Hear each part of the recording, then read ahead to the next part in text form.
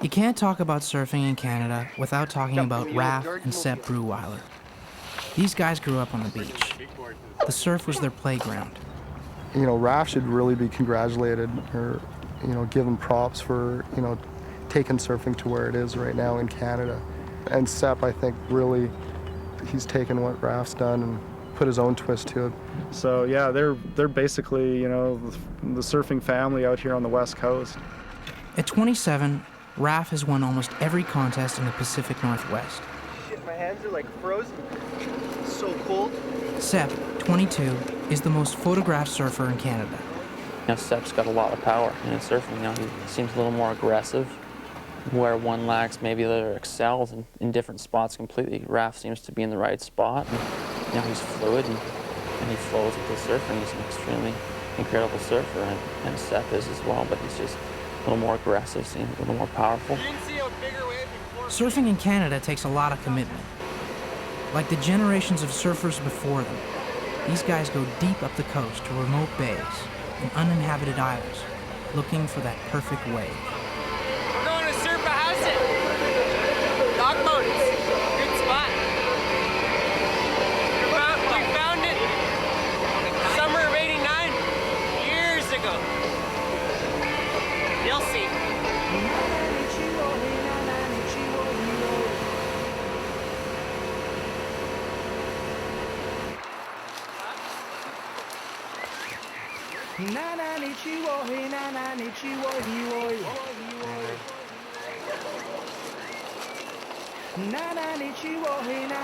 I've never look at this set.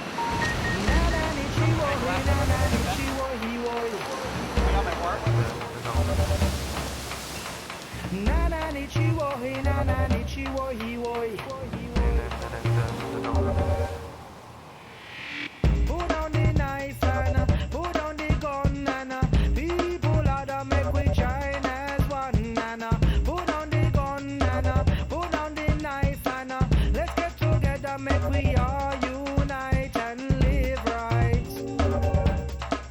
We should have live right. Come make we live right. We should have live right. Even though people watch it, man. Get up, get on up, everybody get up, get on up. I look in your scene, get on up. Who the bit never live clean, get no try bully, man. I will stop machine, people nobody will tell us that they do that mean.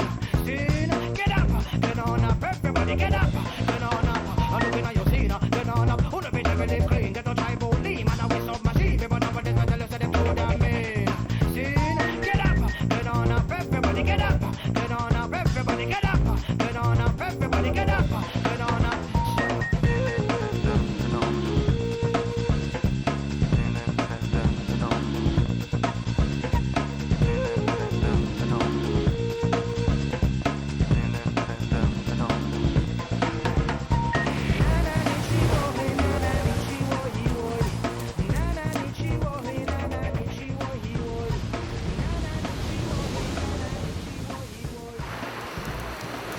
Looking good. When the waves are good and you're getting good waves, it's one of the best feelings I've ever had, and I think it's one of the best feelings you can get.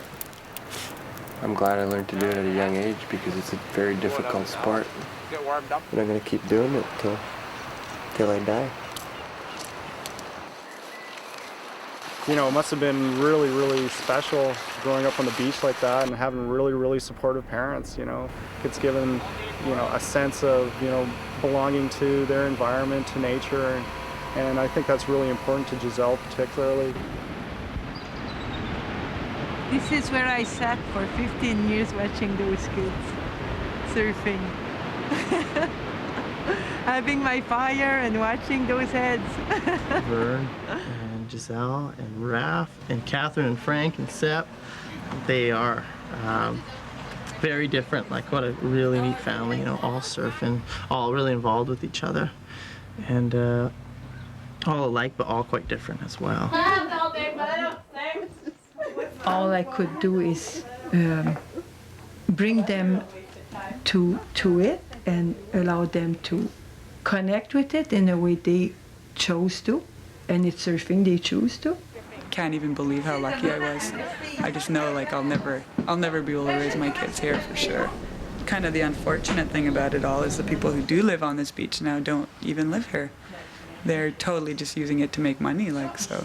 I mean, lots of people are appreciating it, obviously the people who do come around, but yeah, it's definitely not the same anymore. My dad had his sheep, and we had goats, and we had chickens here way back then, and like our goats and stuff would come like dogs when we called them. Me and Frank used to have to catch the bus to go to school way at the end of the road here. And sometimes we'd miss the bus, sneak back here, grab our wetsuits and surfboards, and we'd go out there and just hang out there all day. So, like if the surf was really good, we'd be like, oh, can we just stay home? She'd say, oh yeah, you can have a soul day today, she called them. They were like just days to hang out and do nothing. I wasn't born near the ocean, but when I came to the ocean, it opened a part of my own book that I haven't been able to realize if I would have stayed in Quebec. See, the water has played a very powerful part in my life. It showed me parts of me I would have never discovered. It allowed parts of my children to come out too. And who knows, maybe next is the desert.